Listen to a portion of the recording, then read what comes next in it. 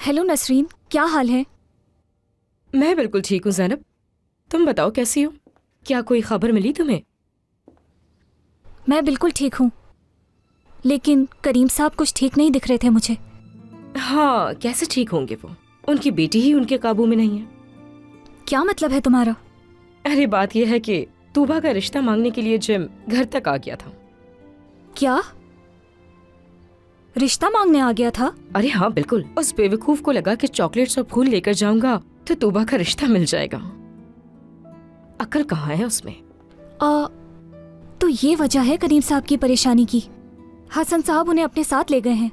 ठीक है, बाकी तफसीलात तुम्हें मिलकर बताऊंगी। अब फोन रख रही हूँ, ख्याल रखना अपना। ठीक है नसरीन, खुदा हाफिज।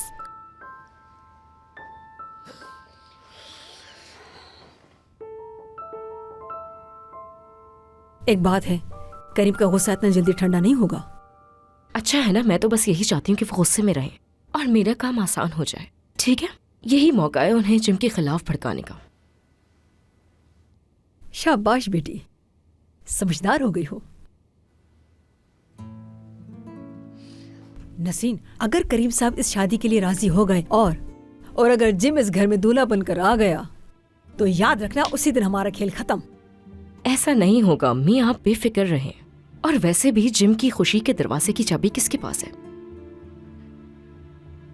जाहिर है मेरे पास।